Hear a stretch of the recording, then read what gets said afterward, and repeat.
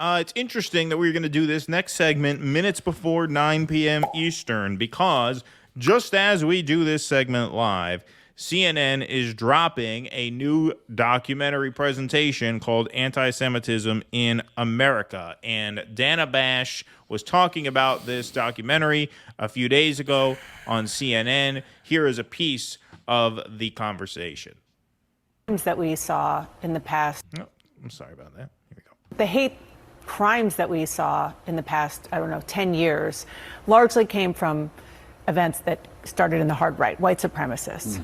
That was for Jews, for blacks and beyond.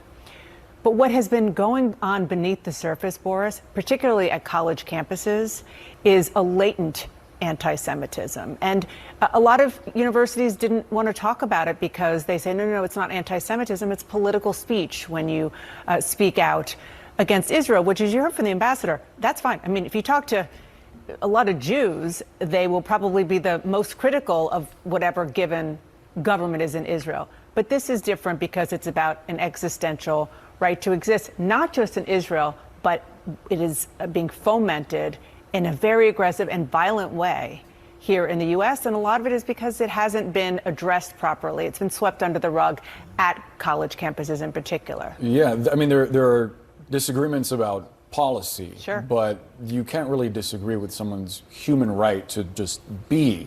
I agree 100% that there are disagreements about policy, but you can't disagree about someone's human right to just be. I agree with that 100%, except that the quote-unquote policy you're referring to in that statement is the genocide of the Palestinian people, right? So they're actually the same thing in this context. But he's not talking about the genocide of the Palestinian people. He's talking about the fear that Jews feel on college campuses. Now, I've said this a million times on the show, and I feel compelled to say it every time. Yeah, well, I feel compelled to say this every time.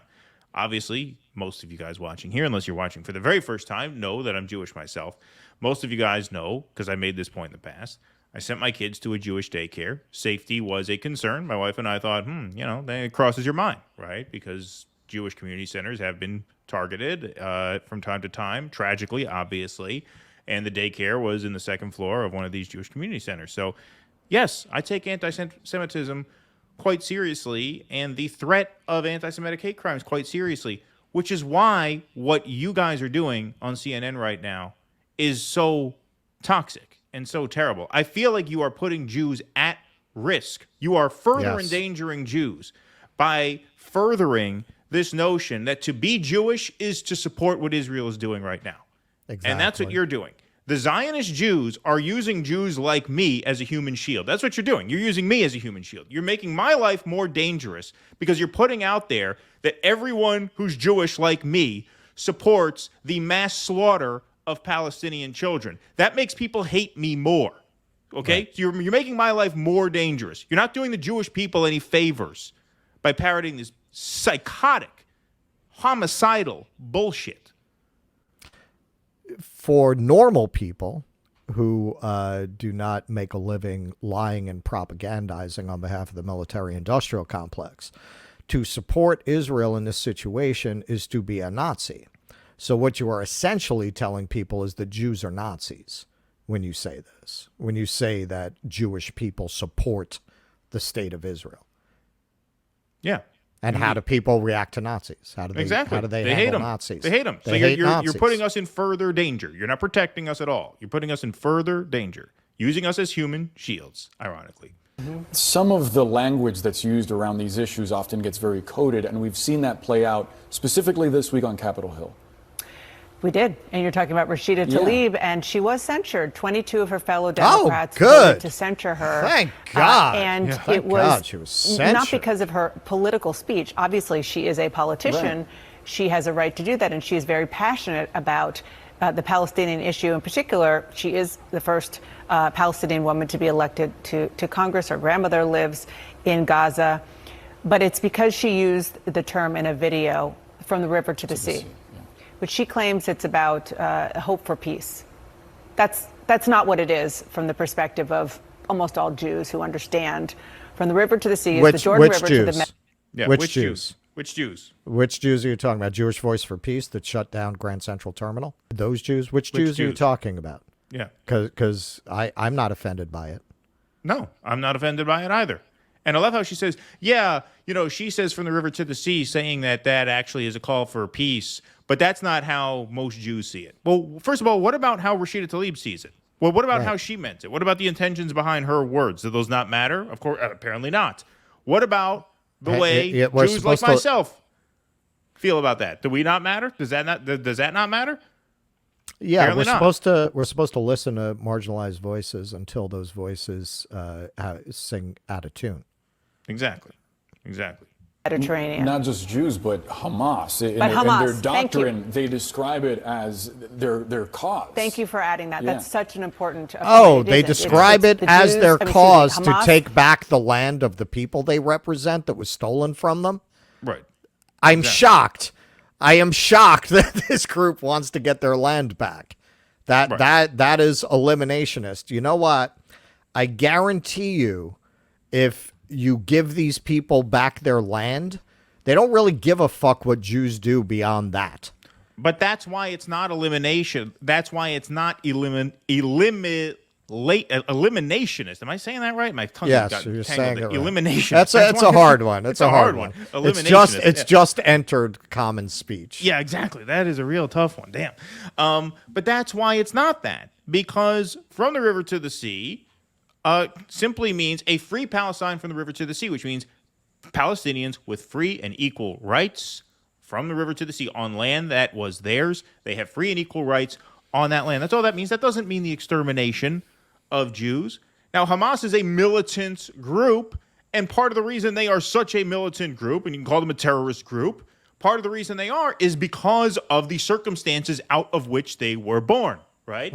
Which Israel controlled, and Israel propped up Hamas. Okay? Because they did not want a Palestinian state. Exactly. Well, precisely. So once again, the new safe and effective line here in East Berlin is that we do not condone any violence. All violence is tragic. All war is obscene.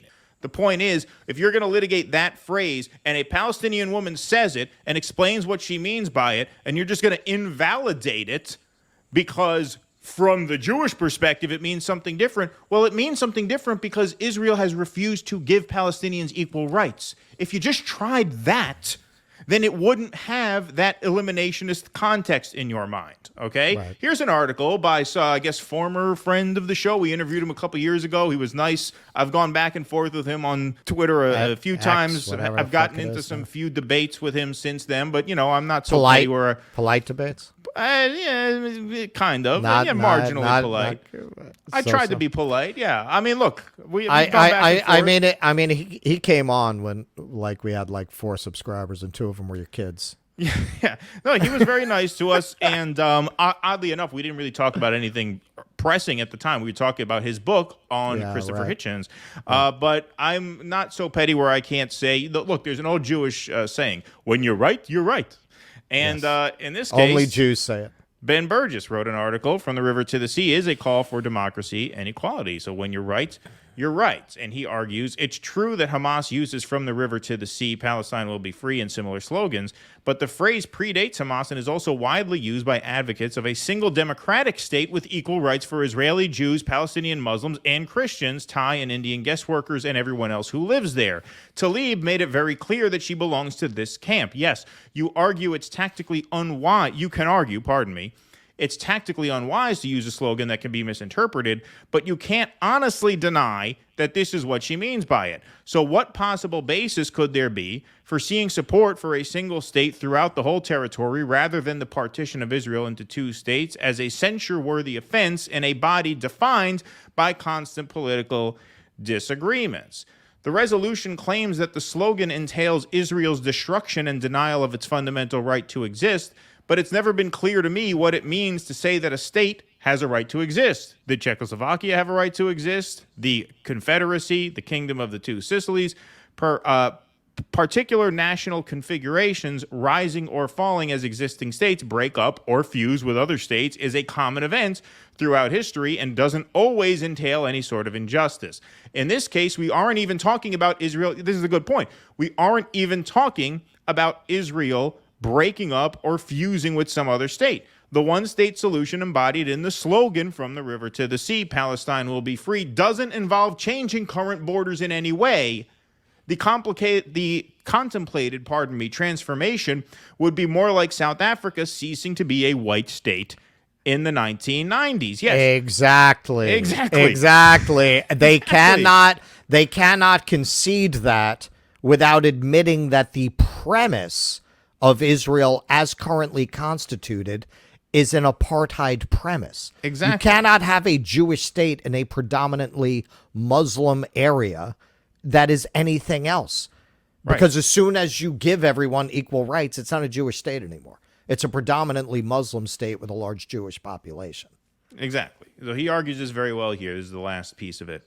We'll read. "From the river to the sea, Palestine will be free" is a call for Israel to extend citizenship and legal and political equality to every single human being residing within its current borders. Exactly. Now, Israel perceives that as an existential threat to its existence because they are unwilling to grant Palestinians equal rights. That's why they perceive it that way, and that's why they have to demonize that phrase, because they don't want to live up to the aspiration of that phrase, which is simply free and equal rights for Palestinians within those borders. It's as simple as fucking that. It's as simple as that, except Israel will not agree to it. The reason that a two-state solution, i.e. a partition of the country into a rump Israeli state and a brand new Palestinian state, which would necessitate forcibly relocating hundreds of thousands of Israeli settlers from the West Bank, is considered the reasonable and moderate alternative to a one-state solution, is that if Israel gave everyone within its current borders equal citizenship, it would no longer exist as a Jewish state. Exactly, in the sense of having a clear majority of its citizens be Jewish. Instead, there would be roughly equal numbers of Palestinian and Jewish citizens. Why would that be a catastrophe to anyone who sees both Jews and Palestinians as human beings innately deserving the same rights? Exactly. That is not a catastrophe. That is a realization of basic human rights for everybody within those borders, and that is all that that phrase means. The reason the Israelis take it to mean something different is because they will not ever agree to the terms of equal rights for the Palestinian people. That's it. That's it. And that gives away the game. Exactly. That's why they don't want that phrase out there. They don't want to litigate these kinds of questions. If a leader like Orban says this is a Christian state, the West loses its mind, right? Oh my God, that's fascist. So how is it not fascist when you say this is a Jewish state? John Kerry, when he was Obama's Secretary of State, hardly a radical, right? Hardly Antifa, right? John Kerry said Israel could either be a Jewish state or a democratic state. It cannot be both. That is a quote from John Kerry, okay? So this is not radicalism here. This is not anything outside the bounds of just a normie understanding of what basic democracy is. Right. Okay? If Israel does not want to agree to that, that's on them. But then it is they who are choosing to demonize that phrase, to distort the meaning of it, because they will not agree to grant Palestinians equal rights. Free Palestine from the river to the sea means our people are free to live their lives as equals on this land. That is all that means. That has nothing to do with eliminating anybody. And we've said this before. And for anybody who finds themselves debating Zionists around your dinner table or otherwise, what they will very often tell you to confuse that is, but we have Arab citizens in Israel. How can it be an apartheid state? Okay, those are a small number of Arabs and their descendants who managed not to get kicked out with the Nakba, who managed to stay. They were given citizenship. That's it. Nobody's allowed to come in as a Muslim and become an Israeli. Palestinians are not allowed to get Israeli citizenship, even by marriage.